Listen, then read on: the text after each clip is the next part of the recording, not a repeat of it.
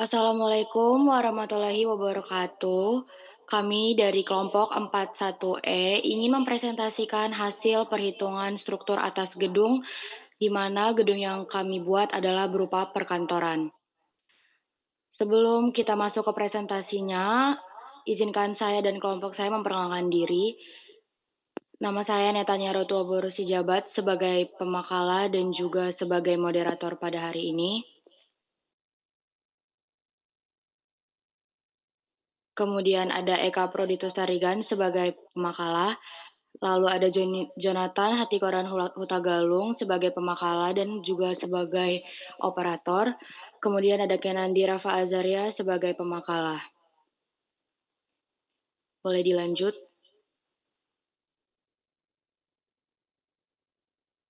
Baik, di sini yang pertama ada standar dan peraturan.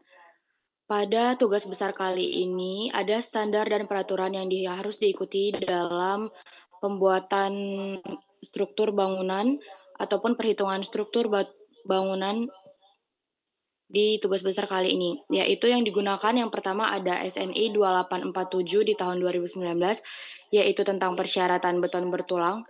Lalu yang kedua ada SNI 1727 tahun 2020, yaitu tentang beban minimum untuk perancangan bangunan gedung.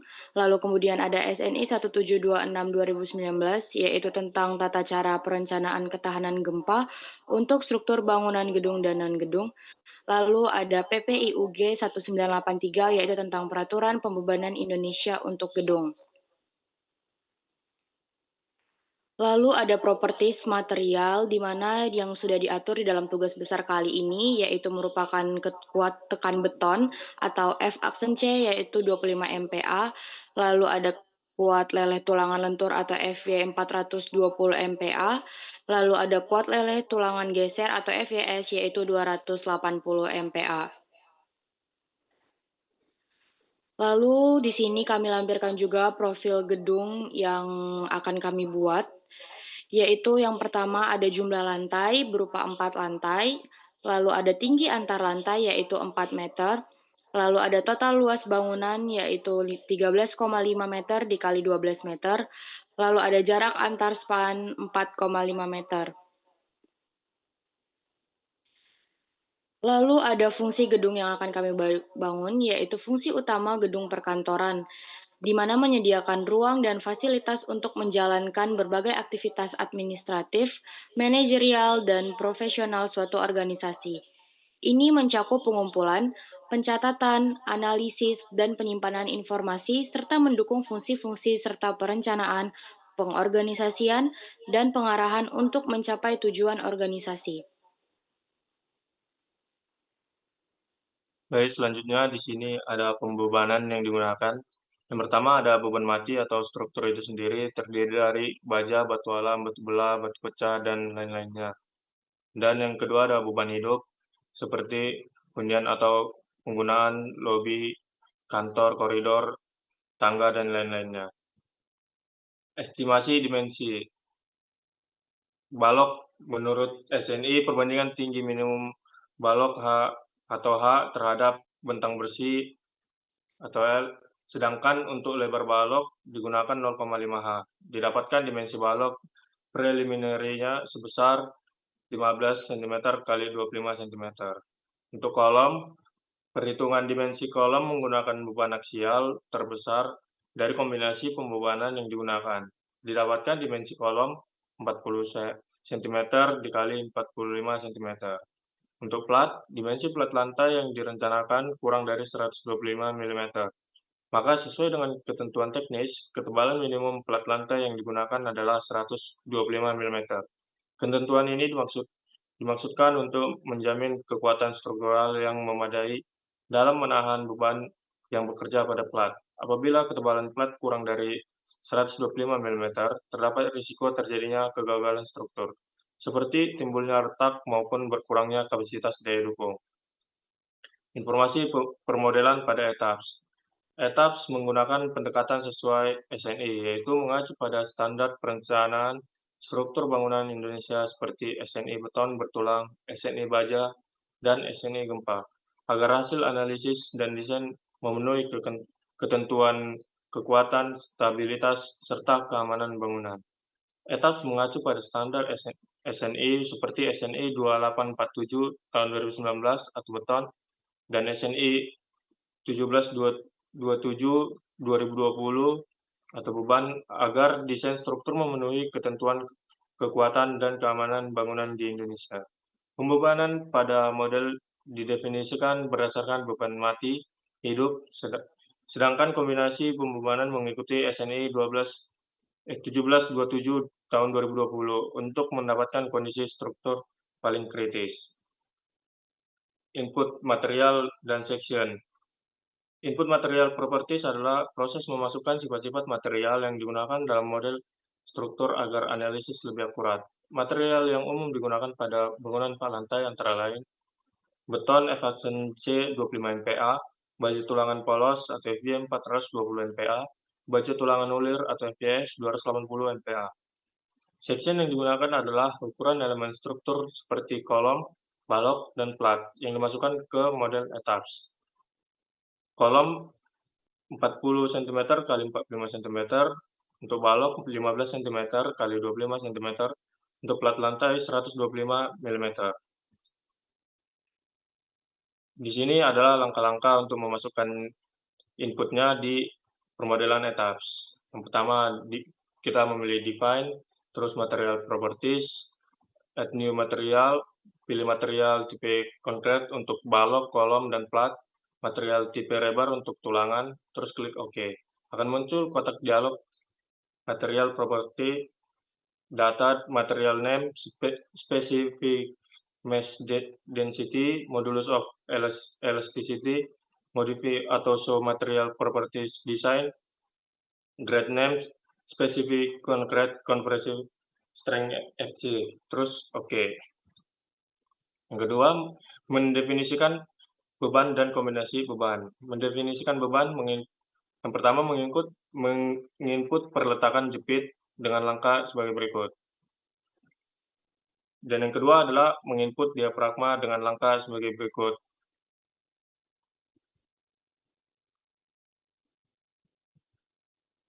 Setelah itu kita mendefinisikan beban dan kombinasi beban. Di sini itu kita ini memasukkan dengan cara di software ETABS itu ke define, load combination, add new combo, dan juga diisi sesuai dengan kombinasi yang diminta, yaitu sebagai berikut yang udah kelompok kami terangkan di sini. Untuk keterangannya itu EX itu adalah beban gempa seismik arah X, EY beban gempa seismik arah Y, dan yang terakhir ada faktor redundansi yang dimana itu adalah 1,3. Oke, untuk selanjutnya masih mendefinisikan beban dan kombinasi beban. Setelah yang kita lakukan sebelumnya, setelah itu kita akan mengenvelop, merupakan kombinasi terakhir dari kombinasi beban. Dan juga berikutnya itu kita akan menginput beban hidup dan juga beban mati LL dan DL. Caranya assign, terus ke frame loads, pilihan distributed, load pattern name, SIDL. Terus kita add to existing load, uniform load, terus oke di software ETABS-nya. Ya, setelah itu, setelah kita udah memasukkan beban dan juga menginput bebannya, kita itu akan run analysis. Dengan cara run analysis, desain, konkret atau frame design, select design, dan combination. Nanti tampaknya itu akan seperti ini di software ETABS-nya. Jika langkah-langkah yang dijalankan adalah langkah yang benar. Ya, untuk selanjutnya itu melihat gaya dalam dari balok. Melihat gaya dalam dari balok itu dengan cara display force stress diagram, frame per span, baru link force itu. Nanti setelah kalian lakukan langkah ini, akan terakhir itu memilih balok mana yang akan kalian display gitu. Terus akan tampilan dari software itu akan seperti ini. Oke. Dan juga itu ada terakhir itu, yang ada perhitungan tulangan lentur, tarik dan tekan balok terhadap momen. Jadi untuk secara dirumuskannya itu, cara menghitung luasan tulangan yang digunakan itu adalah AS sama dengan V/4 dikali D kuadrat dan dikali N. Untuk di kelompok saya itu yang sesuai dengan data yang saya punya, AS-nya itu adalah 265,33 mm. Baru ada keseimbangan horizontal. Ya, rumusnya adalah A sama dengan AS dikali FV dibagi dengan 0,5 dikali F aksen C dan juga dikali B. Nah, di kelompok kami itu A-nya itu adalah 25 mm. Dan juga ada pengecekan asumsi tulangan tarik leleh. Jika A dibagi D lebih kecil atau sama dengan AB dibagi D, itu berarti memenuhi. Di sini hasil kami adalah 0,4998. Dan juga di sini ada pengecekan rasio tulangan, di mana rumusnya adalah seperti yang kami terangkan di sini. Untuk AS min 1 itu kami adalah 158,4375 mm, dan juga untuk AS2 min 2 dari kelompok kami adalah 177,45 mm. Dan juga untuk Pmax-nya adalah 0,0189. Ya, untuk kondisi under reinforcement tercapai karena Pmin lebih kecil dibandingkan dengan dari P terpakai, dan juga P terpakai itu lebih kecil dari P maksimal.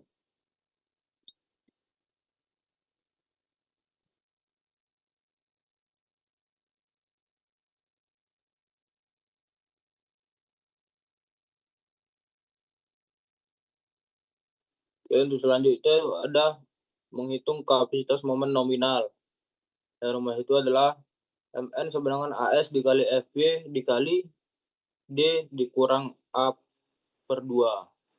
Untuk kelompok kami itu hasil Mn adalah 26,85 kN. Setelah itu menentukan faktor reduksi.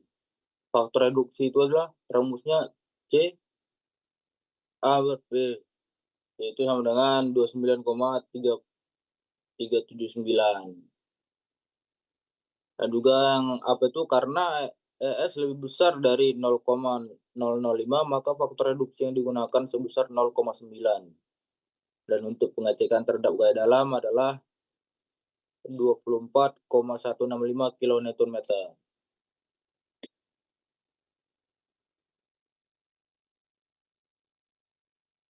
Kemudian di sini kita menghitung kapasitas momen nominal yang dimana Vn sama dengan VO dikali dengan 0,5 dibagi Pi. Didapatkan hasilnya sebesar 54,708 kN. Kemudian kita perlu menghitung kapasitas geser dari beton yang dimana rho terpakai ini didapat dari AS dibagi dengan lebar balok kemudian dikali D yang didapatkan 0,00498. Kemudian kita mencari VC yaitu 0,16 dikali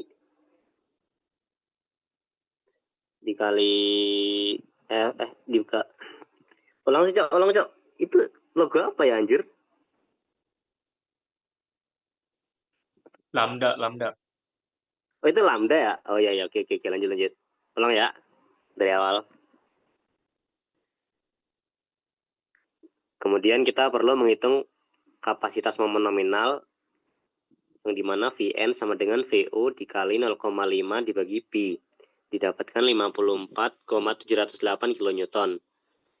Kemudian kita menghitung kapasitas geser dari beton, yang dimana P terpakai ini didapatkan dari AS dibagi dengan lebar balok, kemudian dikali diameternya, didapatkan 0,00498. Kemudian kita perlu mencari VC 0,16 dikali lambda dikali akar F aksen C ditambah 17 dikali rho W dikali VUD dibagi MU kemudian dikali BD, yang dimana hasilnya adalah 46,916 kN. Dengan syarat VC itu lebih kecil daripada 0,29 akar F aksen C dikali BW dikali D. Kemudian menghitung spasi penulangan yang dimana syarat tersebut merupakan syarat dari zona 2 yaitu VC plus 75 dikali akar F aksen C dibagi 1200 dikali BD. Kemudian kita menghitung spasi penulangan dari syarat zona ketiga yaitu VC plus akar F aksen C dibagi 3 dikali BD yang didapatkan hasilnya sebesar 135,641 kN. Berdasarkan zonasi penulangan, maka nilai VC berada pada zona 2. Kemudian kita menentukan nilai kebutuhan tulangan longitudinal torsi minimum. Yang dimana AI adalah AT per S dikali PH dikali FYT per FY dikali COT pangkat 2. Yang didapatkan hasilnya sebesar 27,918 mm². Kemudian kita mencari AI min yaitu 0,42 dikali akar F aksen C dikali ACP dibagi FY dikurangi AT per S dikali PH dikali FYV dibagi FYV per FY. Didapatkan hasilnya sebesar 287,081 mm².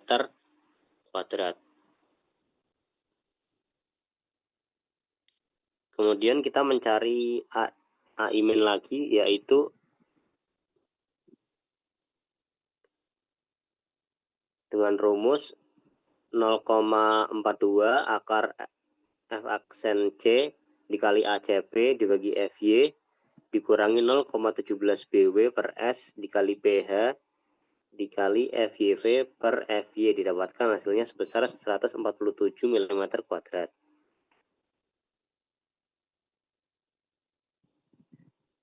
Kemudian output lanjutan pada etaps seperti yang tertera pada PPT. Jika nilai MA lebih besar daripada MCR, maka nilai LE adalah sebagai berikut. Dan kemudian jika nilai MA lebih kecil daripada MCR, nilai LE adalah sebagai berikut. Kemudian pengecekan lanjutan seketika, yang dimana delta IL lebih kecil daripada L per 180. Didapatkan delta IL lebih kecil daripada 25 mm. Kemudian pengecekan lanjutan jangka panjang, yang dimana lambda delta sama dengan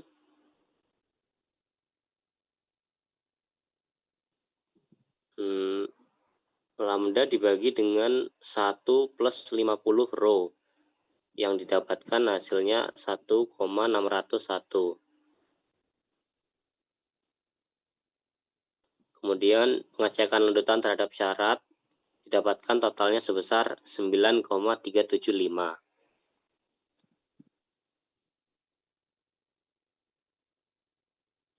Kemudian finalisasi detailing balok. Pada tahap ini, hasil dari perhitungan dan analisis dikonversi menjadi gambar teknik yang lengkap dan akurat. Penyusunan gambar menampilkan secara detail semua komponen tulangan pada balok, meliputi tulangan lentur, tulangan geser, dan tulangan tambahan jika terdapat kebutuhan khusus lainnya. Setiap gambar diberikan keterangan teknis yang jelas seperti diameter, jumlah, jarak antar batang, panjang, dan posisi penempatannya pada tiap bentang balok. Tahapan ini bertujuan untuk memastikan bahwa hasil perhitungan gaya dalam sesuai dengan kapasitas tulangan yang direncanakan, sehingga kekuatan, kestabilan, dan keamanan struktur dapat terjamin. Tahapan ini dilakukan dengan mengacu pada standar SNI 2847 tahun 2019 yang menjadi pedoman utama dalam perencanaan dan pelaksanaan struktur beton bertulang di Indonesia.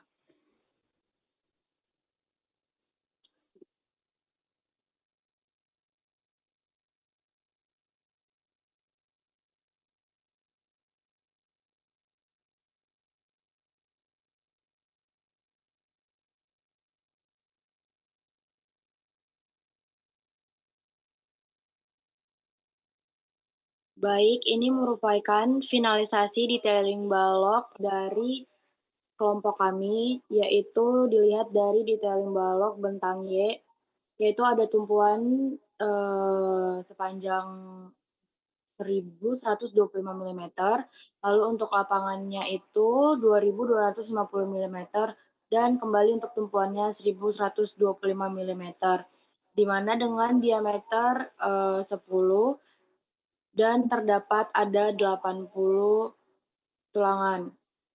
Kemudian dilampirkan juga di sini ada potongan AA, potongan BB, dan juga potongan CC daripada finalisasi detailing balok kami. Baik, terima kasih. Sekian dari presentasi kelompok kami. Bila ada salah dan juga kurang, kami mohon maaf. Selamat siang dan terima kasih.